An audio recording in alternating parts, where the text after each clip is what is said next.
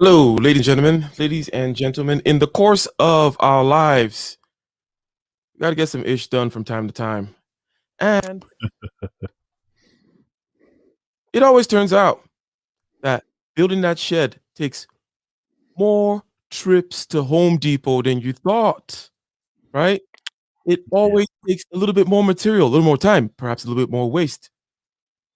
The project always costs more and takes more time than you anticipate. And this becomes a problem. This becomes an issue. Today, we're going to talk about, ladies and gentlemen, why and how, what to do about it, so on and so forth. Welcome, ladies and gentlemen. Welcome, welcome, welcome. 19 Bash in the chat, Alicia in the chat. To getting ish done with Ike and Dr. Thunder. How are you doing, Dr. Thunder? How's it going?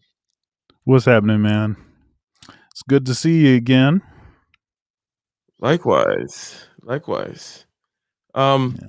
so let's get right into this. Let's start getting this done right here. One of the things about what we just mentioned, okay, and it is a problem. I'm gonna ask you like a twofold question here. The first is, in what areas does this manifest itself in your life? In other words, that you're unable to forecast adequately the amount of time, the amount of effort, the amount of energy that something's going to take, such that it's a lot more. And how are you able to, were you able to solve that, generally speaking? And we're going to get into the why. We're going to get into the why, and it has to do with the complexity, it has to do with things that compound and are exponential, and then we cannot see how these things tend to stretch out the time. That whole idea of the last 15% of a project taking just as much time as the first 85%, that kind of a thing. We Right. tend to kind of see or conceptualize those things quite easy. But let's just talk about the fact of this happening, because I know you're a calendar guy, and a calendar guy has to pay close attention to how long things take, right? So you gotta Right. know, you gotta know how long, and I'm sure you've learned along the way, perhaps. So share with us, how does this thing manifest itself in your life? This thing's taking longer, and how have you been able to manage it? Yeah. So, and we were having a conversation, our usual brief phone call before our show. Um, and I told you that because you've been talking about this INTJ thing. I've heard you speak on this. And so I went ahead and did the personality profile test. It was a self test, and I know that if someone else that is trained to administer the test, if they were to give it, then it would be more specific, more nuance. But even from hearing you discuss your own personality and how it aligns with that INTJ, it made me know pretty instantly that I am also INTJ. And being somewhat intuitive as I am, uh, using a calendar is something that I had to learn how to do. It was not something that was native to me. Um, and the benefit of using a calendar is that you can keep track of what it is. If you're specific, you can keep track of all of your movements. So if I know that, okay, I have 2 hours, let me see how much stuff I can get done in 2 hours. Well, it looks like actually I needed more like 3 hours for that particular task. So then I can use that information to make an educated guess about other similar kinds of tasks and how much time they're going to take. And I will have compiled a sort of uh, research data. I'm using the schedule as a form of research data to sort of track how much time it's going to take me to do certain things. Now, and I've said this before on our show. Um, I've said this in a lot of capacities. We're not born with experience, so whatever it is that you know is something that you had to acquire. And yes, it is true that someone that is wise will learn from others' mistakes, but you still have to acquire that information. It's not like somehow because my father made good decisions that it's just in the genetic code. And so then, therefore, I don't have to actually do the work. No, I still have to do the work. Still have to acquire the code. Um, um, yeah. So Okay. anyhow, so yeah, I mean that's a kind of quick and dirty version of this. We can get more specific, but basically, by you can use the calendar to make to uh, to collect research data on your previous movements if you're specific enough, and then use that information to create more accurate guesses on how long something's going to take that is within a similar range. Mhm. That is a very good answer, and, I thought about that because I was thinking about your calendars, and I was thinking about because this is a problem of time, and then there are other resources as well. Okay, Yeah. so now and the reason why it says your dreams. Now we just talked about the shed or any other different any kind of task. You talk about tasks that you do often enough such that you can have research data, and then you can say, okay, this takes about 3 hours, not initially 1 hour that I may have thought, right? Ladies and gentlemen, because it's about getting things done and not being, shall we say, put down by the fact that it always takes longer, costs a little bit more. And what you're saying, Dr. Thunder, is quite true for certain routines and it helps. How about for that thing that you're going to do that you've never quite done before? Okay. And what are the best ways to, because one of the things is you can plan for this kind of unknowns and complexity. So Yeah. what are the kinds of things that you would say when it comes to dealing with the fact that this is going to happen? Things are going to take longer, it's going to cost more, unknown problems are going to come up, you're going to go to Home Depot one more time, whatever it may be. But now take it out to the more complex things, things that are in the future, you know, you've never seen them before, never done them before. Yeah. How do you manage that? I'm sure you may have done or overcome one or two of these kinds of plateaus or something. Yeah, go ahead. So, um, okay. So now this is very um, oversimplified. There's more nuance that could go to this, but it's still useful. There are simple things and there are complex things. Okay. Complex things are nothing but a bunch of simple things, just organized uh, in a you know, various ways. Okay. So you can learn a lot about anything that is possible based on the things that you've already done. So you can sort of strip down to uh, the sort of, down to the molecule, Hmm. as it were, and figure out how some of these rudimental things are functioning. And at Hmm. least that'll give you some sort of basis to make some kind of assessment about what it is that you're going to be doing. Okay. Um, If we may just kind of pause there for a second, because I think that while there may be much more expansion to be done, but right here where you're saying we more or less gotta know the tools that we have in our toolkit. yes. These would be the simple things. I'm assuming, like, oh, we know how to walk and chew gum, talk, write, read, do certain kinds of things, budget, wake up, whatever these set of simple things that we do on our daily lives in order to get a bigger thing done. We got those, and we know the toolkits and so on and so forth. So we now have to also bring to bear this brain power to strip it down and abstract it and say, hey, what is the what how can I take this and map it on to certain other tasks? How much of waking up and brushing my teeth and whatever it may be will this involve?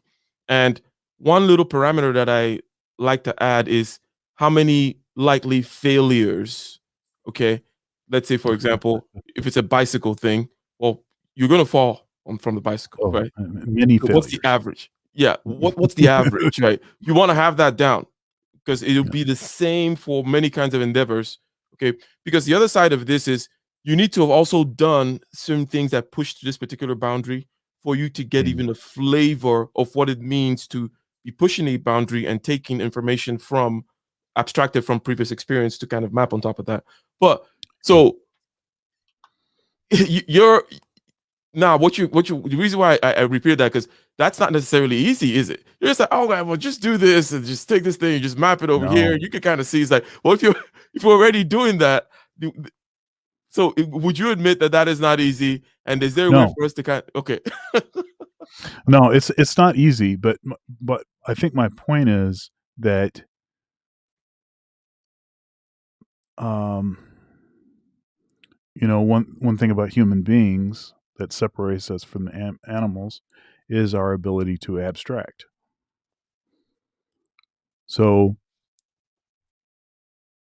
you can use your imagination to solve certain kinds of problems. Now, all you're doing is guessing. I mean, if it's something that you truly have not done before. Um, but one way to, of course, and I mentioned this before, the most efficient way to learn something is from other people's mistakes, not from your own.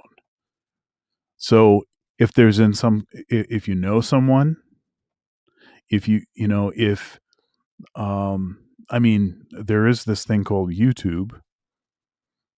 I mean, there's a lot of information there, and amazing detail.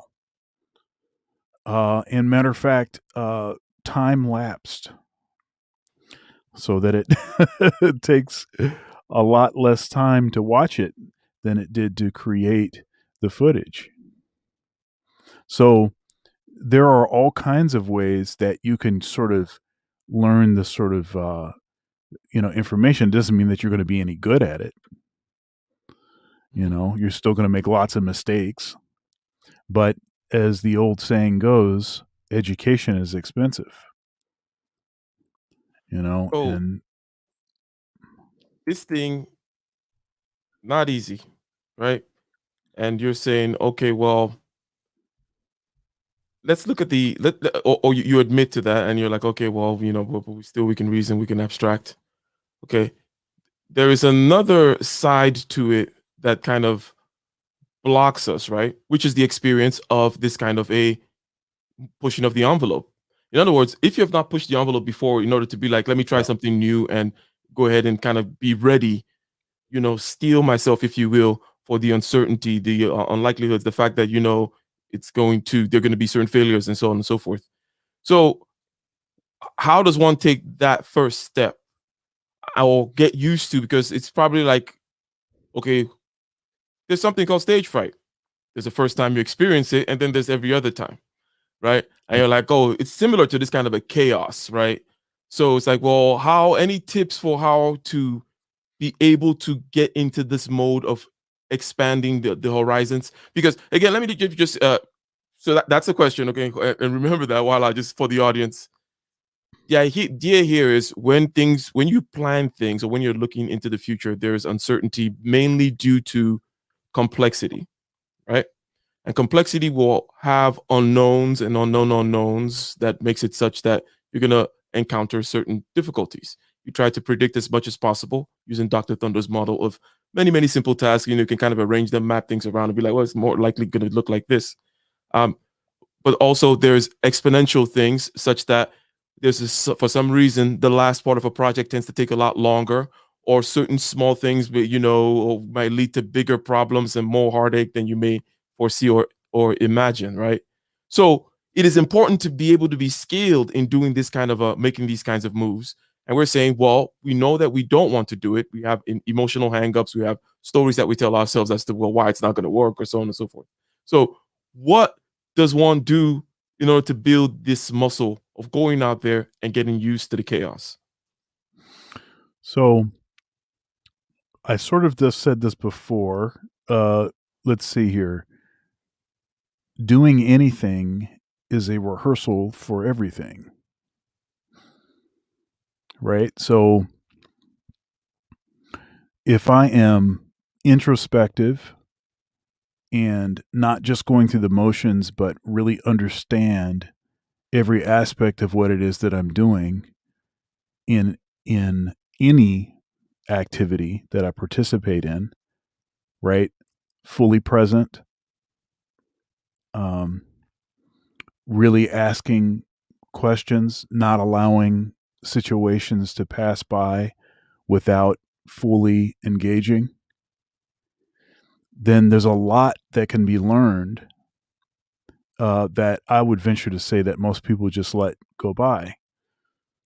So, so really um, paying attention and acquiring everything that you can will put you in a situation where you end up, you know, certain kinds of events. Look, there's only a certain number of kinds of ways that things can go. It's not, okay. So in one sense, it's infinite possibilities, but in another sense, there's the usual way that gravity interfaces, for instance, with an object. Okay, I was working on one of my guitars earlier today, Mm-hmm. and Uh-oh. there is uh, I'll call it a knob. You know, there's a knob on the guitar, and there's threads on it. And as I got all the way out to the end, I don't know, about 5 times in a row, it came all the way off and fell on the floor. Hmm. And on the floor in my studio here, there's some stuff on the floor that you can't see, but there's some cables and some other Mhm. things. And also, I have the lighting like perfect for what it is that we're doing here. I can change the colors of these lights and things, but there's not a whole lot of light directly on the floor, and the floor is a dark color. The knob was also the knob, or what am I calling it? Yeah, I guess the knob was also a dark color. Mhm. Okay, so um, so what I'm saying is, I was relying on the hundreds of times that I've worked on guitars and or anything. It wouldn't have had to be a guitar.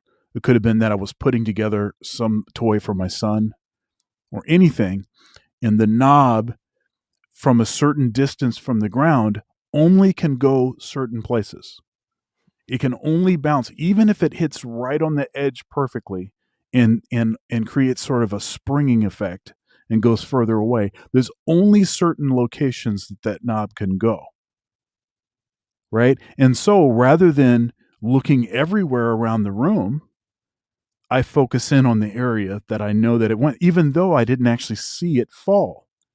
Now, I've also learned that whenever something starts to fall, I know to look that direction as soon as possible so that I can possibly see the evidence of it hitting the ground, because that can save time, right?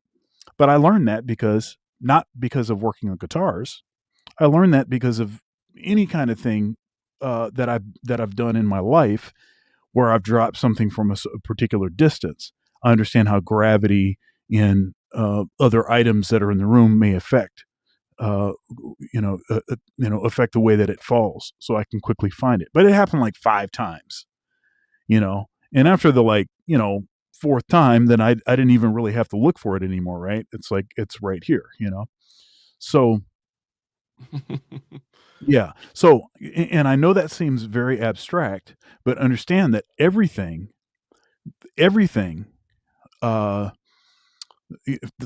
I'll say my statement again. Anything is a rehearsal for everything. Mhm. right? So these little small principles, if I'm fully present and I'm really paying attention, I Mhm. can use that knowledge that doesn't seem like it's worth anything Mhm. to save a lot of time when I'm doing things that I've never done before. Yeah, I I mean, think you combining that with accessing other people that have actually done the thing that you haven't done before, mhm. I think that's a powerful combination. The combination right there, okay? Everything as you're saying, so everything is governed by a set of conditions and restrictions such that it's only so many ways they can bounce, similar to your little pin or whatever. There, and I believe you alluded to taking advantage of that in a certain way as well. Well, it's like, if you set yourself up in these ways. Okay, I put myself in the right rooms, I have the right kind of skills, and I present myself in a certain way. Okay, there's only so many ways I can bounce out of that, right? I may bounce in the right way one of these times and meet someone, something happens, and so on and so forth. Either way, I'm in the right vicinity of this kind of a thing, right? Right. Let's take a step back and go to another take another route from the beginning. The beginning. What is the beginning? The beginning is things always cost more. Things always take longer than you may think. Yes. More Yep. trips to Home Depot, more dollars, more parts, more waste, Absolutely. more time, just more in general than you can anticipate. Another Yep. route that we can take out of this is the route of the goal in and of itself, because obviously there's some kind of a measurable goal you have to achieve X at a certain amount of Right. time, to build the shed within 5 weeks, whatever it may be, right? So it is true that you need to reiterate even goals, okay, especially when you have never gone there before. And this is a part where I Absolutely. think it needs to be clear, because people are not even pursuing the same goal they started out with. So you judging like, oh, I haven't quite gotten there. Well, it's because you had to meander a little bit and you change Mhm. targets midway. So any ideas about that kind of a learning reiteration aspect of, now you're here, you're ready to play that game. Okay, you're like, okay, cool, I'm ready to face some chaos. I'm going to go ahead and use some examples from my past experience to try to tackle a little bit of chaos. Okay, but okay, go ahead. Yeah, facing chaos is the name of the game. I mean, you can't control your surroundings.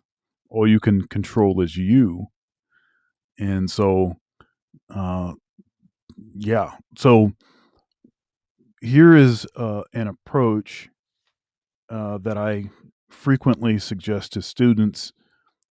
Something that I have done frequently. I need to do another one soon. Um, What, a line of it's coke? something that you Just kidding. well, it's something that you have to do over and over. You know, and it's something that's always going to be adjusted. And as you accomplish goals, um, you will have to, put another goal there, right? Otherwise, you're going to end up stagnating. So, what I suggest that people do is they start with their dream goal. I don't know. I want to be an astronaut. You have to write this down. Yeah, I would suggest writing it down. Yes. It's Yeah. gonna be hard, and, you know, so here's the interesting thing. Um, because I am intuitive and my tendency, if I didn't have to interface with other people and or if I didn't have to remember things And you with wouldn't write great anything detail, down at all, ever. I would never write anything down. I wouldn't do it because I I can remember the stuff I need to remember, and I've worked on the skill of being fully present. So I don't know, somehow that helps me to reduce stress, but eventually I ended up having to write things down because I noticed that I would become more stressed because I would always be thinking, "Is there something I'm supposed to be doing right now? it seems like there's something important, but I can't quite see too much of that, and then and then it makes it hard to be present in the moment. And Mhm. so I was like, okay, so then the trade-off is going to have to be I need to get the calendar out and I start need to get some lists going. Okay, so And let's go back to that list of values. I'm sorry. What's yeah, your no, that's your okay. dream goal? Okay. So Okay. I start with a dream goal. Alright. Say I want to be an architect. Um, and then well, you know what? I'll do this. I'll put a goal on there that was a dream goal of mine at one point in time. I want to Mhm. become a tenured professor at a Okay. major university. Okay, teaching music. That was uh, that was a dream goal. Say, okay, so what do I have to do to accomplish that goal? Okay, well, okay, I got to finish school. So so one of the goals is going to be uh, okay, I got to finish college. I got to do a master's degree because if because they're not even going to look at me if I don't at least have a master's degree. I got to get teaching experience. Okay, well, how am I going to get that teaching experience? Okay, okay, so I can teach private lessons. I can, okay, substitute teaching. Okay, well, it looks like I can do that.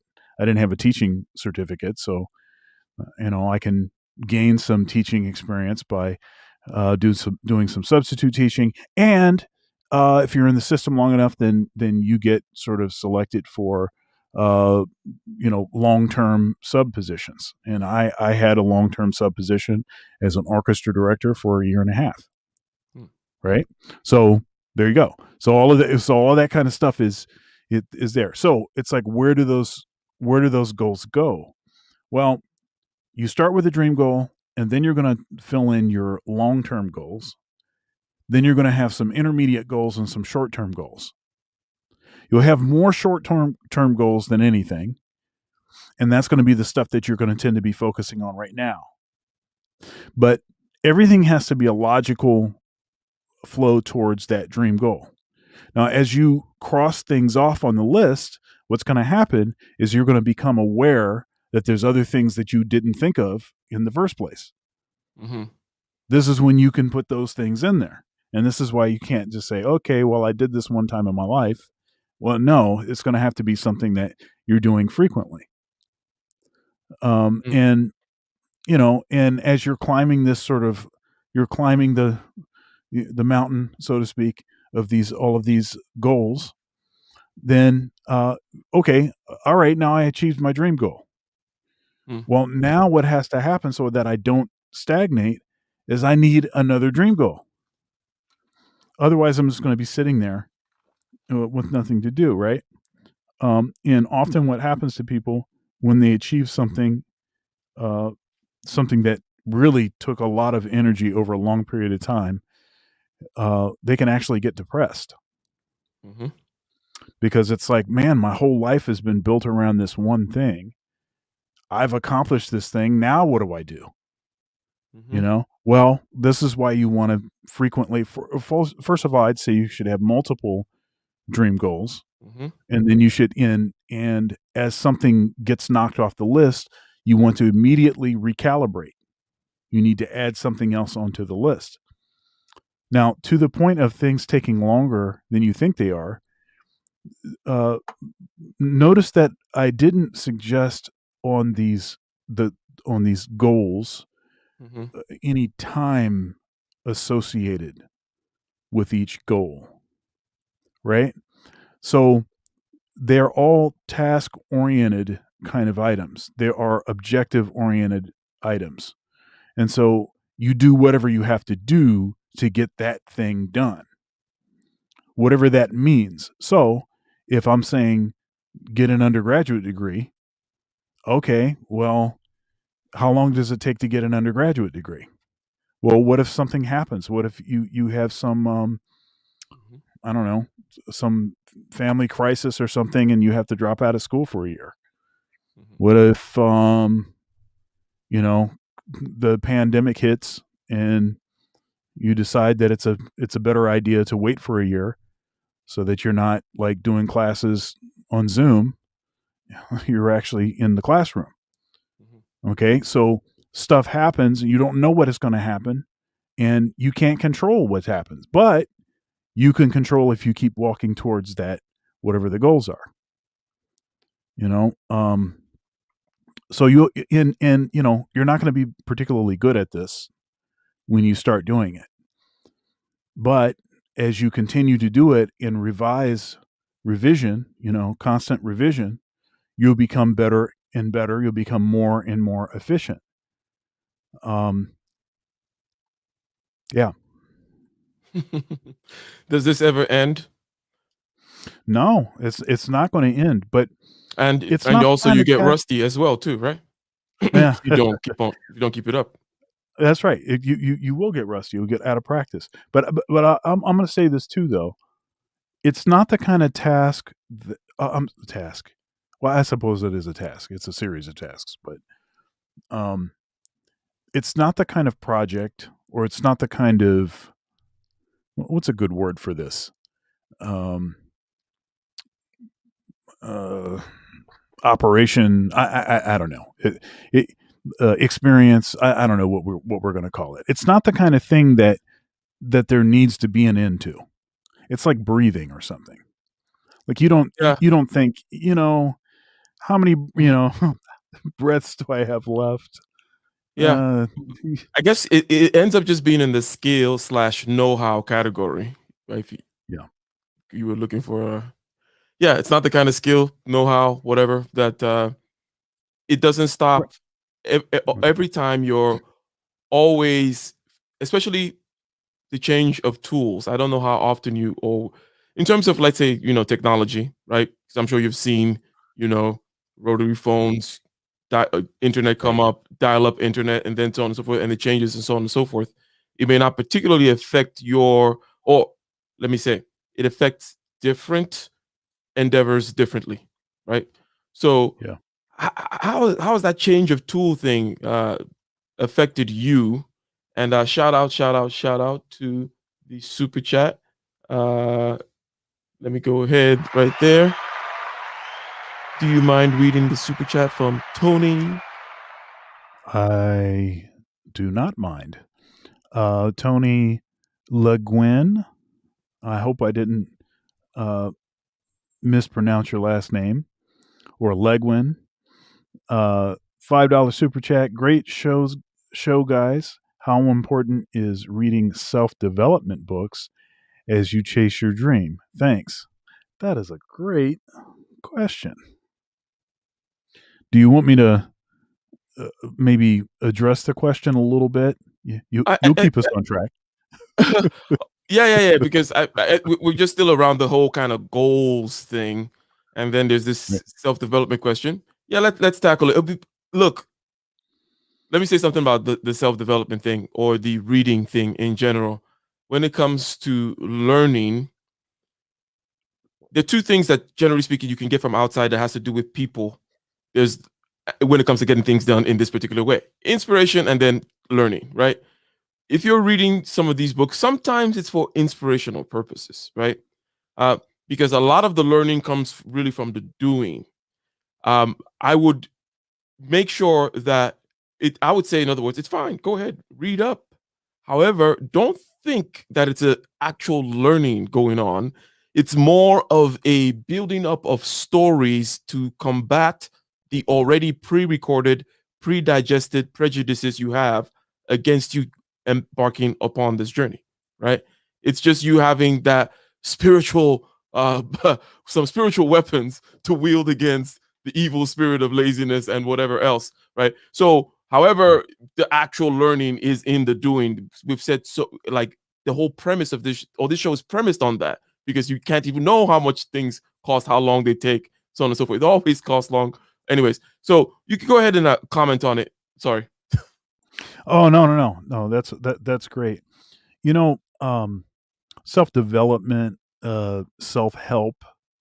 That's a maybe another way to say that. Mhm. Another phrase that we hear, two words that we hear put together frequently. There's been a lot of this sort of uh, uh, content. That's not the right word. Literature, books, Mhm. um, on sort of self help topics that are specifically targeted to women. Mm. Um, Not as many for men with respect to self help. Uh, but one thing I think is interesting about the sort of men's space, the manosphere, the red pill space, is that the kind of content, for instance, that Ike and I are doing, it would neatly and nicely fit in that category. And Mhm. so it's interesting. There's a number of content creators that are actually producing somewhat of a self development, self help kind of content. Obviously, it's not a book; it's video form. But um, I, I I would also agree that the learning is in the doing. Um, and this is an interesting point because there's this saying that those that can't do teach.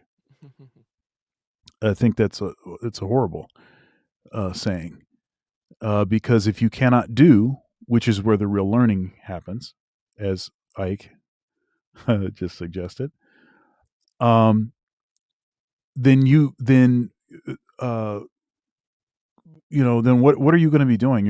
You'll be spreading your poison, Mhm. Mhm. right? Mhm. So I'm teaching someone how to do something that I don't know how to do, right? And I don't know how to do it because I never did it. Maybe I read some books about it, you know that is not that's not a good thing. And so in my mind, the best teachers are usually the ones that well, not usually, they're always the ones that can do very well. I Mm. remember this was some years ago, and there was an I did an interview. um I can't remember it. It was in a big newspaper. I think it was about me taking the position that I'm now in at the school I teach at. I started in '04, so this was an article a long time ago, and that was one thing that they put in there. It says, this whole idea of those that can't do teach, and then they were sort of trying to draw some sort of tension between my performing career and my desire to teach, and this kind of thing. And of course I showed them that there's no there's no tension there. um Mhm. It, you better be able to do if you if you're teaching. So yeah, I mean, yeah, that whole thing. Anyways, there's a tension, generally speaking. One silly way to put it is on the theory slash practice side, but also in the practice side. But people whom, let's say, operate in one system versus another. Let's say you're an economist and you work at a bank versus you're an economist and you work at for the UN, right? The mm, bank guys are like, oh, those freaking non-governmental and governmental organizations, they don't really know what real economy is. They don't really know how to move things, and so they could be even practicing the same thing but within different mm, systems, and with different environmental pressures, right? And always, as human beings, we're tribal. Then we're going to create the who the real guys are. You know, we're the real guys over here in sales. Accounting doesn't know what's going on, whatever it may be, right? But let me go ahead and I think there was another super chat. Let's go ahead and acknowledge that. Go ahead, please, if you want to read that. Thank you, thank you, thank you, thank you, thank you very much. Blind guy, his wife, their life. Go ahead, take that from there. all right. Blind guy says dreams don't always cost money, but they often do cost time. Salute to the panel for investing time into the community. Thank you. Thank you very much. So let's kind of consolidate. Let's pick back the marbles as we kind of move towards the the twilight of this thing. We're saying, hey, things tend to take longer. There's complexity involved, hence we cannot clearly predict. There is exponential things involved, and they're such that you don't know how the last 1% will really affect and become a complex stew. of stuff. And then also there's this goals thing in the sense that even goals will change when you go down this road, this this path less traveled, this dream of yours, because it's a dream of yours because you haven't done it before, right? So it is a path less traveled in terms of from your experience, right? And then understanding that these goals and the changing of these goals is a part of, and also everything else that we've mentioned. Understanding how to ride that chaos requires a certain kind of, shall we say, overcoming certain kind of emotional blocks. Now, you did not mention, and I'm going to hold your feet to the fire now regarding these kinds of emotional blocks, okay? Because the theory or the model is simple, okay?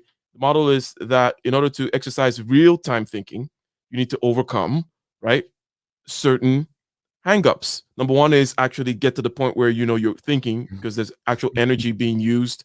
You're scratching your head, beads of sweat are forming, or whatever it may be. You're putting in that effort, right? That's number one. But number two, the stories, right? Which I said, the motivational stuff might help, but the stories is where we get caught a lot of the times, right? The story about, well, this has never been done before. Well, it's not gonna work. Somebody comes to you with an investment idea, you start thinking about all the ways in which it might inconvenience you in the future, even though it may work, so on and so forth. That whole thing on the emotional side, not the side of just putting in the work in terms of brain power, on the emotional side. Now so that's the basic model. But you are saying, okay, hey, you either got it together and you can overcome that, help yourself, or I don't have anything to help you with. I'm not gonna help you. I don't have any bomb, any special potions for you being an emotional wreck.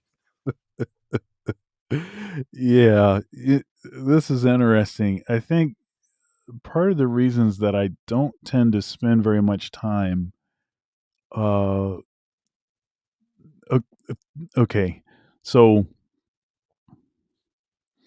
so I could just be saying, man up already, right?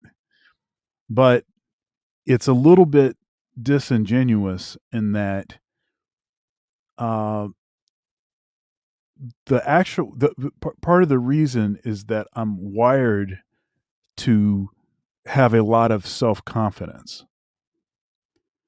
So where I may be telling someone else, you just need to man up and motivation is for sissies or something.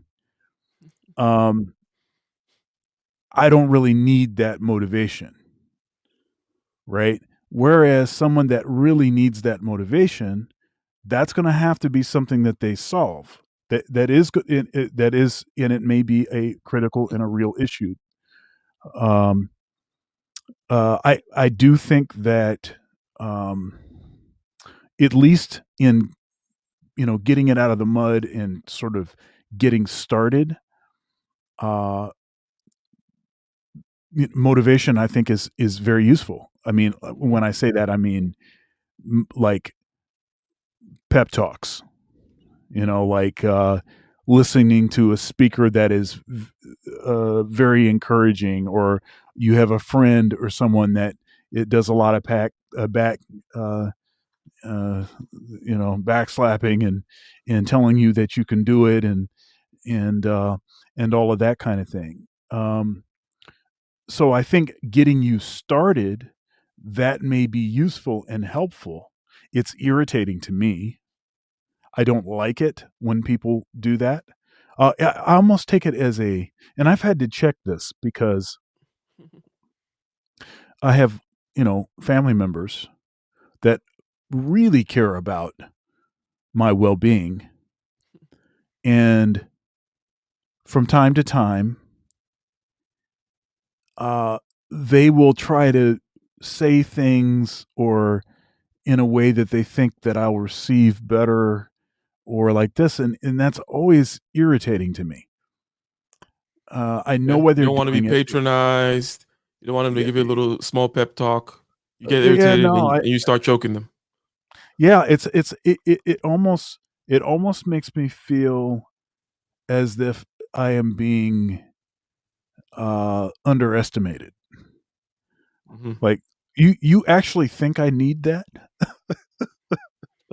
Hmm. You know? Hmm. It's like it's that, but not Let me no. I'm gonna press you on this, sir, because okay, uh, let's gather up right here what you've said. You said so far as one of your sub goals, if you're the kind of person that requires some help with this overcoming the emotional barriers, the barriers of slow reveal, the barriers of people. I never saw a black doctor. How did I know I could be a doctor? All those kinds of barriers, right? You're saying, okay, this is going to be one of the sub goals to getting the dream goal. If you're that kind of a person, you go ahead and tackle it.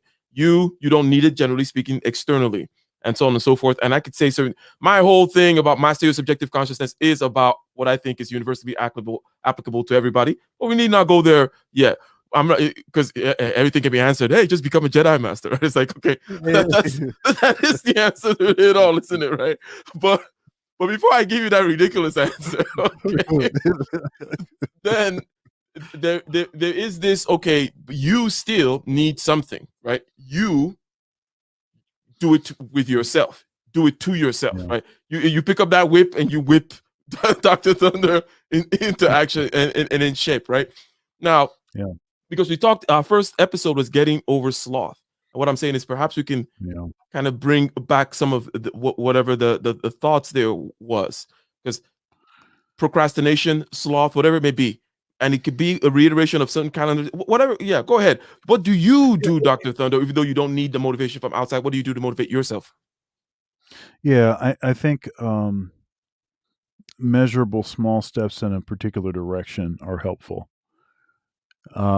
And if you can't decide the direction, just start doing something. And as I've said uh, a few times or several times, Let him hear it. Never uh, heard it before. the wheel in a car is only useful if you have momentum, if you're actually moving. Sitting still, it is of no effect. Moving, you can actually, from the opposite direction that you should be moving in, you can actually turn into the correct direction, right? So sometimes momentum, even if it's in the wrong direction, can be useful to getting you moving into the right direction. And so often I think we think that the what it is that we're doing, the kinds of things that we're doing, I'm just wasting my time. Why am I even doing any of this stuff? And often is the case that people that are in college feel that way. I'm not going to even use this information. Who needs an English class? X, Y, and Z. You know. So, but what you find is that since uh, there is no vacuum, there is no perfect vacuum. Stuff is not. I'm sorry, that's not what I mean. There's no perfect isolation, you know, between. Okay, so I'm a a lot of weight training and bodybuilding and powerlifting and stuff. I was at the gym earlier today, and there's you try to do exercises that target uh, certain areas, and you try to create as much isolation as you can, but there's no true isolation. Meaning, uh, I could be doing bench press and I'm still uh, exercising my pinky toe, no matter what. I mean, I'm still engaging my core. I'm still engaging my back. My biceps, though, it's a pressing motion. It doesn't seem like your biceps are involved, but it is. You know, I'm still using my hands and my forearms. So it doesn't matter. Everything is still involved, maybe to a lesser degree, but still involved. So even if you're in a class that it seems like, man, this class, this is a drag. Why am I even doing this? Actually, you're still getting something from that class, and maybe something that won't show up until later. Uh, won't occur to you until later, but actually everything is working on everything else. Again, the thing that I said earlier about anything is a rehearsal for everything. There's some kind of way that anything that we're doing, that we're actually really paying close attention to will affect in everything that we do. So uh, you know, yeah. So I mean, if you're having an emotional issue, uh, yeah, you need to resolve whatever's causing that. Um, inner peace, prayer, meditation, all of that kinds of stuff. I think um, is useful, but try to just get yourself moving, doing anything. Just get yourself moving, doing anything. I tell students frequently, um, maybe one of the best pathways to making a decision about if you should go to college or not, um, is just to get a job. Just get a job. I don't care what the job is.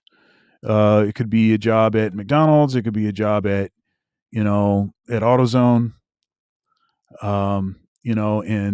And just start working. And I don't know, maybe that opens up some pathways. Maybe you get promoted through the company. You find out being the manager at AutoZone, and you've got insurance and benefits and like this, and then maybe that ends up being something. You Can you hear me? I think you might be muted. Oh, my bad. Yeah. So Okay, yeah, I was like, also, you may also you'll learn about, let's say, franchising or whatever. And I don't know if AutoZone is right, franchise, but whatever it may be. And you're like, yeah, I'm gonna get into the whole Pizza Hut business. I don't have to go to school for this. I can own blah blah right. blah. I'll save money over here. Yeah. Uh, Yeah, but then it could get also in the teach you that. zone. Oh, that's right. That's right. That's AutoZone. I don't know. When you once said that is a good jingle. It's just it's simple. It's stupid. Just get in the zone. Yeah, man, I need more. I need some more air fresheners, some more seat cover, whatever. I'm going. That's what they got. Whatever you got. But yeah, so but also a job like that could teach you that, what, I don't want to be doing this. I better figure out what it is that I'm doing. And okay, so I'm going to go to school, and it's not going to be for you know it's not going to be for whatever the job was. It's not going to be so I can do that. So it can sort of force you to come to yourself and make a decision. Uh, I mean, you've heard this term, first world problems. um, there's a lot of these first world problems uh, surrounding making decisions about what degree you want and um, anything else. It's like, well, first of all, if you weren't in the first world, you wouldn't even have a choice. Ah, So Dr. Thunder, you're being unfair. Yeah, yeah. Um, so it yeah, it is interesting though that the first world problems, a way to kind of just look at it objectively without putting one's preference for stoicism, all right? Your stoicism is showing. Uh, um, very much so. I'm sorry, I can't even hide it. I don't even try to anymore. so it's like, okay, well, basically, and this is a society thing and also a person thing. This in terms of Maslow's hierarchy of needs. When you're in the lower and involved with the conquering of the external side of things, there's a stoicism to it. Nature doesn't give a crap. Facts don't care about your feelings. The hunting, the hunter and prey or whatever, that whole scenario doesn't care about what you think is fair or so on and so forth, right? But once you attain that, then there are higher things up, whereby now the most important thing is the representation, inclusion, if you will. Now, I don't mean because there's something about inclusion which is real and so on and so forth. I don't mean the bastardization, because these things can be done right. There is an element. It's almost like talking about meditation and yoga and stuff like that. There is a right. There's all kinds of jewels in there. Forget the people that ruined it with their beads and their talk about the wrong talk about chakra, so on and so forth. But anyways, Uh, you know, I don't know why I went all over there, but basically, if you're when you go up on the Maslow's hierarchy of needs, right? There are these mhm, higher that have to do with like self-esteem and so on and so forth. And I dare say, okay, they're more New Testament like values are up higher up there, right? mhm, And that mastery where you're like, okay, I got the basis covered. Okay, I think I got my 2 feet on the ground because that upper stuff and the New Testament stuff, it's not for some bum off the street. Like, you got to be pretty grounded before you start claiming the Beatitudes or whatever. Um, right, right, so basically, I'm saying, okay, well, I'm giving credence. I'm steel manning first world problems and saying that first world problems are these New Testament type things. After you take care of the King David type things and you've set up your empire, now you have to worry about how do you sheathe the sword in a graceful way without losing strength and all that kind of stuff. right. Absolutely. So, um,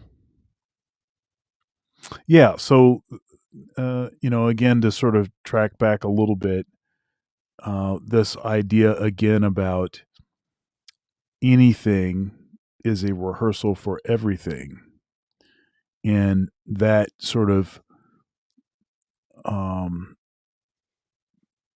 using that. I did a. Uh, I look different. I have been in the gym. Uh, Thank you. Um, I think I look the same as I did last week, but yeah. Well, it was. I will tell you, it was back day, and my lats are about to explode out of the shirt. So, um, but I will also say that it's not a new camera. But if you haven't been watching the last few episodes, I rearranged my studio, and so and let me go around here. I changed a few things here, right? So uh, initially, this, which I can touch now, I can touch this with my hand now. This was way in the background, and uh, the cameras. Well, if I do this, so you can see, there's a couple cameras up there, and this camera right here, that's my main camera, and that's the one that I usually have on. That's the money. Um, this camera right here, this kind of shows how things are situated a little differently. But yeah, I mean that's basically it. And of course, the sort Let's of go. I have this too. Um, What the hell?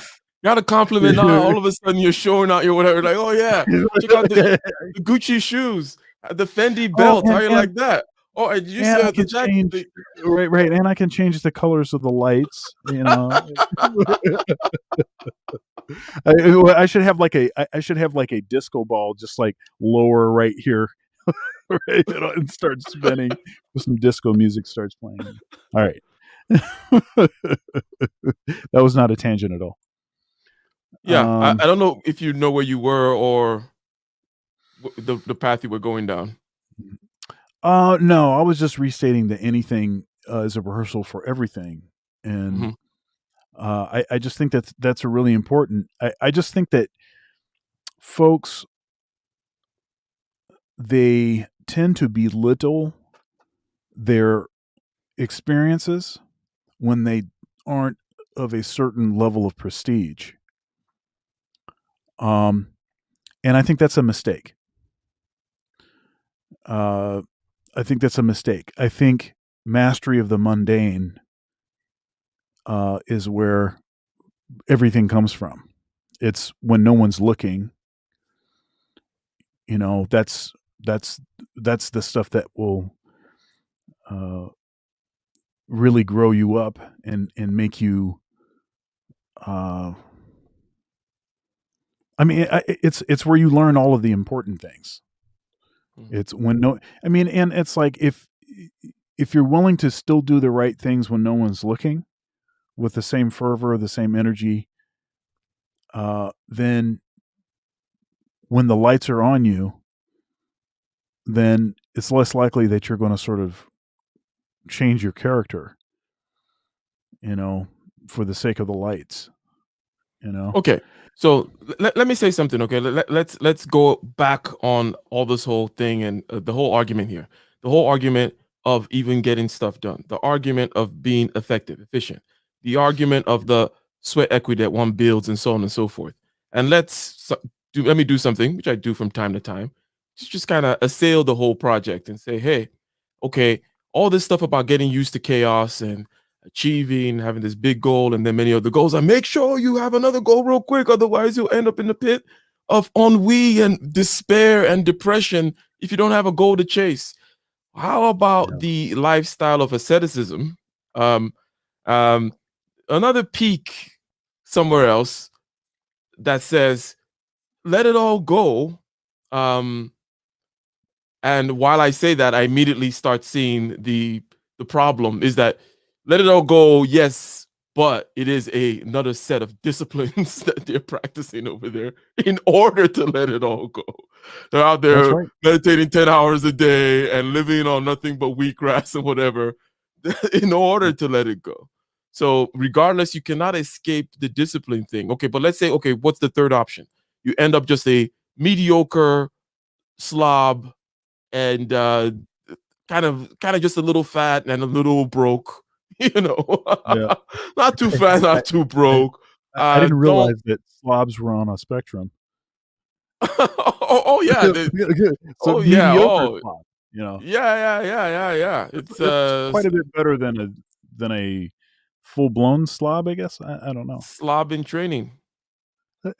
Right, right. Wait a minute, SIT. a slob a s w wait a minute, uh, a slob not homeless yet? A I don't know, some slob kind of not homeless yet. I think good. I think can rhyme. We could get like maybe an acronym like shiznit and make it longer. Slob, blah right. blah blah blah. I see a S, a It's H, like a thing. it's like a different take on, a Henry, like a KS thing. It's a Yep. slob not homeless yet. You Uh, have to give the joke away and ruin your own joke by well, I figured that I was the only one that got that joke. oh, So so having your own private party. But so in these options, right? Basically, I'm saying, okay, this slob, which is the average, which is the middle. As I said, not too fat, not too broke, right? Not really Mhm. hitting it on any cylinders on all cylinders and so on and so forth. Because you haven't gone and become a monk and practice that discipline, or you're not practicing this other discipline. So if one looks at everything, why should one choose the path of getting ish done? Would you even is this something that you even, shall we say, recommend or admonish that people do? In other words, I want you to give the benefits of it, even if you're going to be like, it doesn't matter, you do you, right? But I want you to give a pitch for it, right? Still, but still, also, do you have a recommended? Will you say, oh yeah, it's not a you do you thing. I think this is the pinnacle of morality, and it is right in line with carrying your cross up the hill, maximizing your potential. That is blah blah blah. So what am I, what um, exactly? what What am I exactly am pitching? I saying? Yeah. So I'm saying, look, why should you bother. Now we've talked about, oh, things are going to cost more and it's going to be this. And you're like, oh, yeah, get used to the chaos and Okay. understand how to learn from your mistakes, understand how to learn from past things, doing one thing is like doing other things, or the saying of how somebody does one thing is the way to do everything. Map onto new situations from old experiences and get used to the fact that things will change, so on and so forth. And then at the end of the day, why, Dr. Thunder? And that's what I'm saying. Okay. And it's like, Mhm. okay, one person Yeah. could go screw it all. I'm going to become an ascetic, go up in the mountain and do a different kind of, which is my way, which is, hey, I say everything. Just become a Jedi master. Everything takes care of itself. Go to mastery Right. of your subjective consciousness way. But uh, anyways, that's these two extremes, and then in the middle, not too fat, not too broke, a little bit of a slob. I don't care. Why should I be pushing myself? Anyways, you're just gonna die. The sun is gonna eat up the solar system very soon. Blah blah blah. Who cares? Well, I I do much of what I do because I feel compelled. I feel Okay. responsible, Okay. and I think that because I feel that responsibility, uh, it gives me uh, at times it gives me superhuman powers.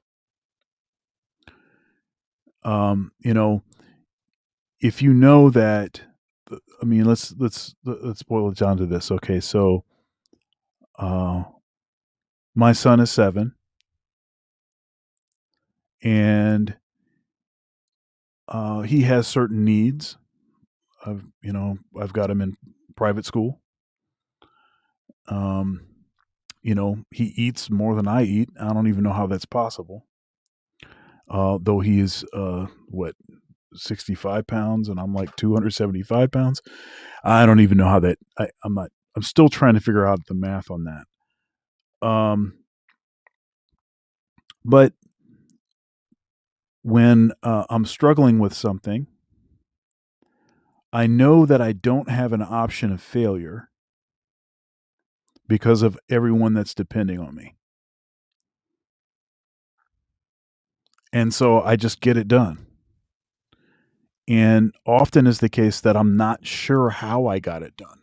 Mm-hmm. When I look back on it, it's like that was not even possible. Mm-hmm. If I tried to do this now, I couldn't even do it, you know, but it happened, you know. I think about me finishing my doctorate.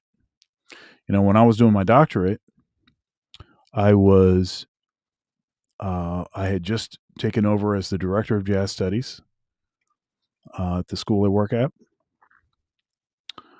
I was working 25 hours a week at a church, and my son was just born. Um, I was driving 12 hours a week because I was taking 3 trips to the school that's 2 hours away from where I live. That's where I was going to school. I had a full assistantship at the school. Um, I was still gigging regularly, you know, all of this stuff. I mean, it was just a ton of stuff. And when I look at what my schedule looked like at that time, I don't even know how it was possible to do. But I knew that I didn't have an option. I didn't have a choice, right? So Mm-hmm. people are depending on me. It's important for me to establish a particular kind of legacy for my family, for my son. I want him to have that to look at. That though I was a tenured professor and did not require a doctorate, I still went and got a doctorate because it had that value, Mm-hmm. Let's you add know? this now to your, because you're talking about, because earlier you talked about momentum. When Right. we pinned you down, Dr. Thunder, and said, hey, hey, hey, hey, hey, stop with your stoicism. What do you do? And you say, well, momentum. I start so that I have Yep. enough momentum to be able to change direction, so that I can gather up energy. Maybe I can find a slope there, roll down, gather up, snowball, whatever. But I got to start moving, the starting aspect of things. And now you're mentioning the responsibility, the marketplace, Mm. as or other people. I'm like, we got you, because you're like, oh, I don't care about these externalities. But now we see the channel through which the externalities come and take a hold Yep. of you, and it's so powerful that you say, I didn't even think it was possible. But once you're responsible for people, it can be a great little extra boost, right? Um, Yep. yeah, and that's why I always say, go ahead and tell somebody what you're doing once you've started doing it. Two things here. number one, don't tell people about things because it's gonna satisfy you, and you need that hunger in order to do the thing, right? That's a You good have point. only have so much gas. You only have so much kind of, again, in this realm of the because again the model is critical thinking. You got to do actual thinking. So there's a mental energy threshold, and then there's an emotional threshold. Okay, you only have so much emotional gas, right? And if you're being perturbed in the inside about the fact that you have not read that book yet, or you have not opened up that business, and so on and so forth, then the wrong thing to do is to go tell somebody about it, because that's going to reduce some of that stress. You're going to tell them your plans, presumably, and they're going to look at you like, oh, this guy has plans. And then you're going to think, hey, somebody looked at me as though I have plans. And that becomes a reality, right? We're Yep, social creatures. Dopamine happened, all kinds of things happened. It happened now. You can't take it away, right? That is now that's right. stored in you. It's part of your memory, and so on and so forth. And then tomorrow, you're not so eager to pick up the phone and call the whatever the authority having jurisdiction it is that you got to call in order to get the paperwork that you got to get in order to do the thing that you got to do, right? Because you decided to talk. So number one is don't talk, but then when do you talk is key, because some people keep their mouth shut too long. They keep their idea in the garage too long. They don't tell anybody, and they don't get the responsibility piece, which you're talking about, Yep. and they don't get the market feedback. So don't tell anybody. But once you've started, though, say, hey, I've started this particular personal training business. I started last Friday. I got the license. I got the website. I got this and that. I'm ready to do it. Tell the person immediately, recommend a cousin, recommend somebody. Let's do it, or bring people over. I make videos, I do virtual, whatever it may be. Then that is going to pull you along, because you better be ready when that person calls, right? Now you're going to stay on track. You're going to make sure that you improve. When they call and say, how come you don't have the call on whatever button or the calendar fix? You're like, now you got to fix that calendar feature on your site. It could have taken you Yeah. years and you would never fix that freaking feature. Taking you years and you never release the app or never start the business because you stay in the garage because you never told anybody. So again, the two things about the telling. Number one, don't tell until you start doing. But once you start doing, engage the marketplace, engage real people, engage somebody in it that's going to hold you responsible, because that's the key. You get Yep. pulled by the marketplace. It's not all your rocket fuel, Dr. Thunder, is it? No, that the accountability piece is important. It's very important. Um, and um, and then there's what is this piece about? In the multitude of counselors, there is safety.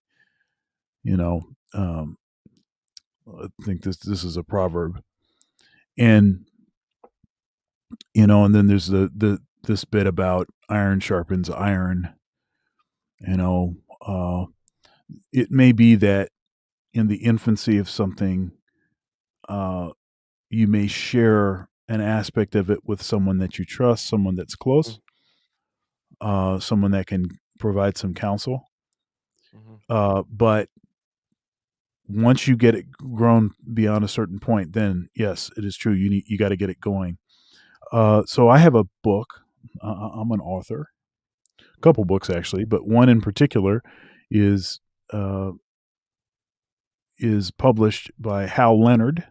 Hal Leonard is the largest publishing company of music, sheet music, um, and sort of like method books and stuff like that. How to play piano, how to play strings, and all that kind of stuff.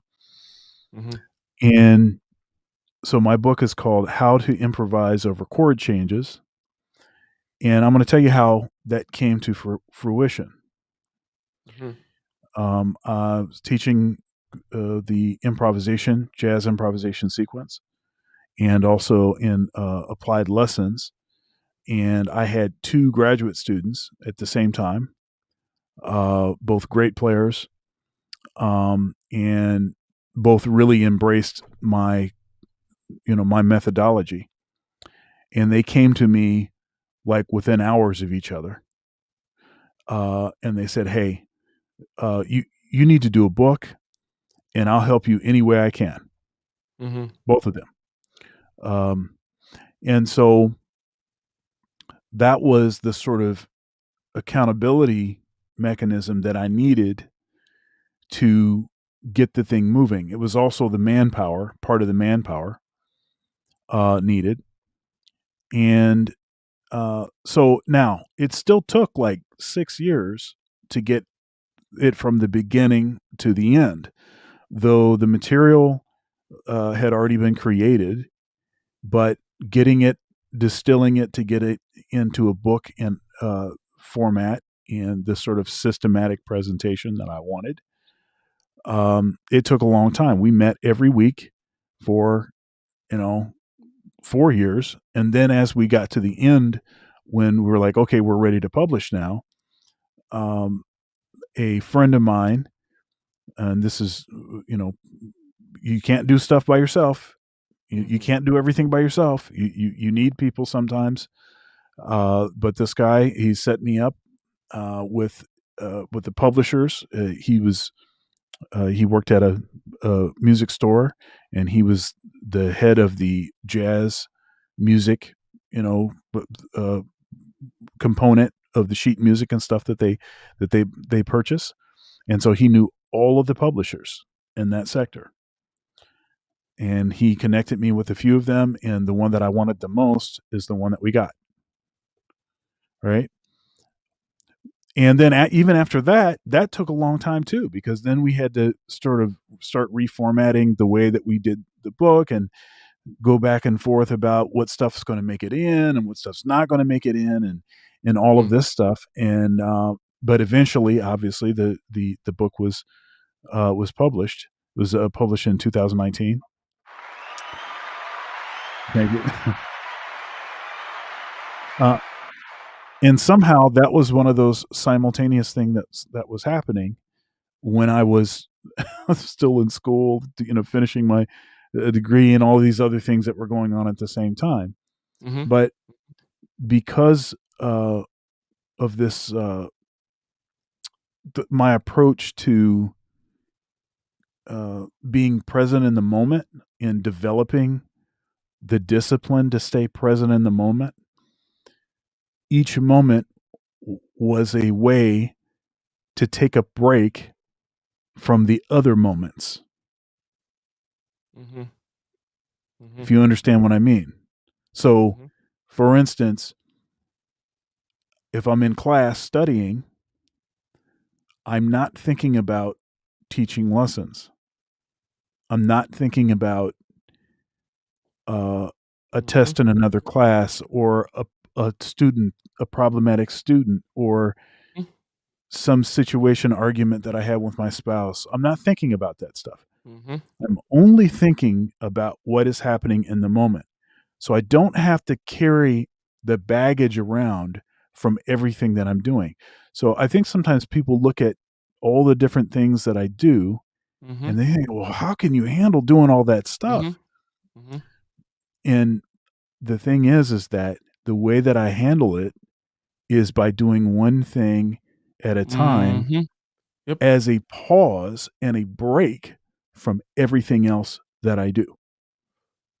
Yeah. So, yeah, how do you do the dishes? Well, we wash one dish at a time, and you find that if you really got in the zone of I'm only seeing the dish in front of me, all of a sudden the washing of dishes becomes it can even become a pleasant activity.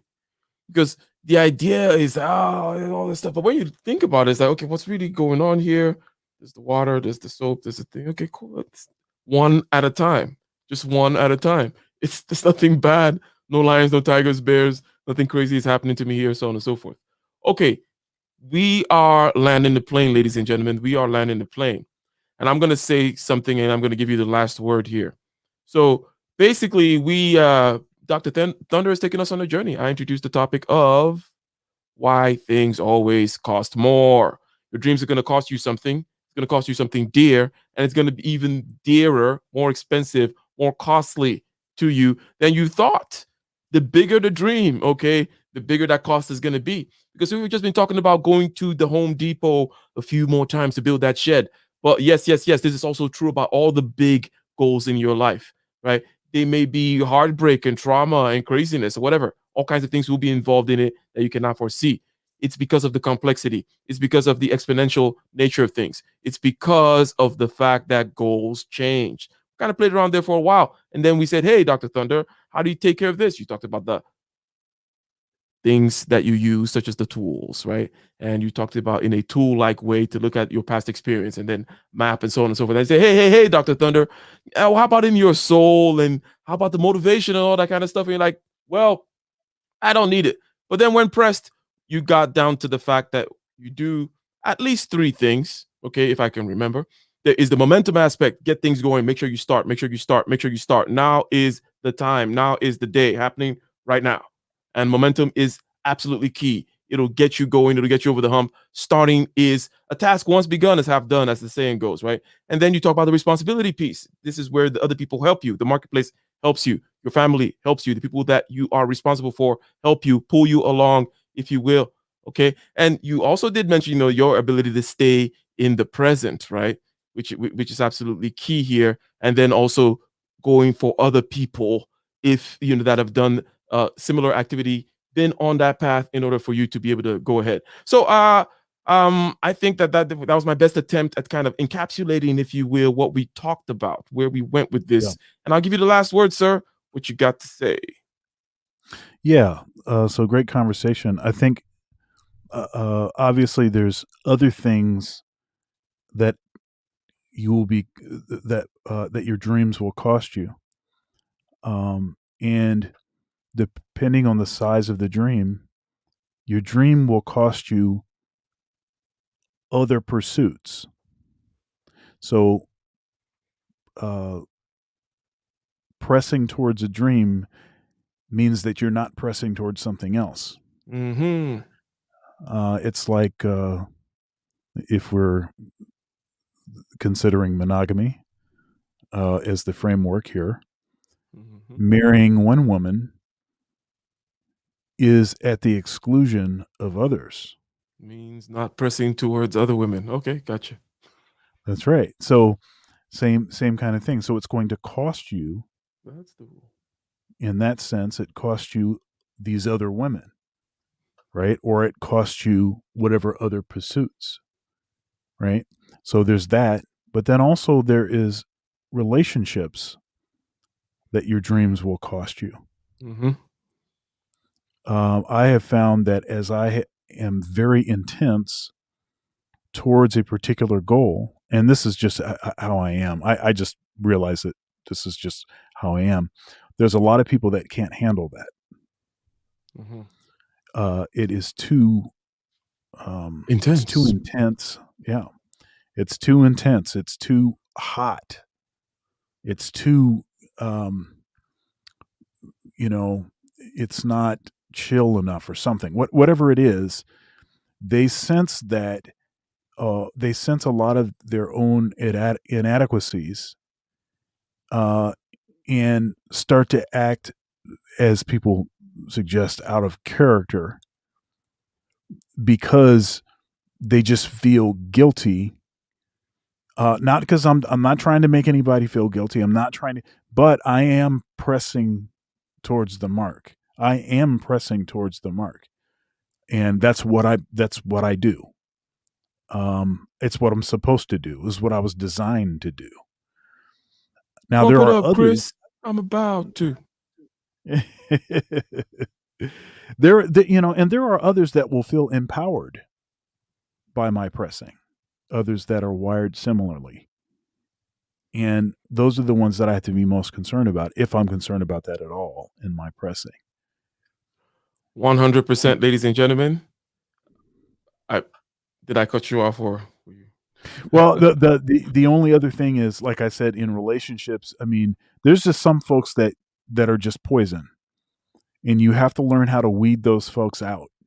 Get rid God of those damn. folks because they are not going to help you press towards your goals, and that's part of the cost. And it can be lonely, as they say, it's lonely at the top. Mhm. Mhm. You know, that's because as you get closer and closer to the top, there are fewer and fewer people that have achieved that level. Poison. Poison. She's driving me out of my mind. Ladies and gentlemen, ladies and gentlemen. I don't know. Songs are coming in my head today based on everything you guys are saying or you've been saying, and the other people in the chat. With that, we will see you next week. Okay, with another episode on getting ish done. We're gonna pivot. Okay, we're gonna take a pivot. We're gonna have another exciting show. Thank you very much. Make sure you subscribe to Dr. Thunder. And with that, I think we will go ahead and end the stream. Peace out. We're gone.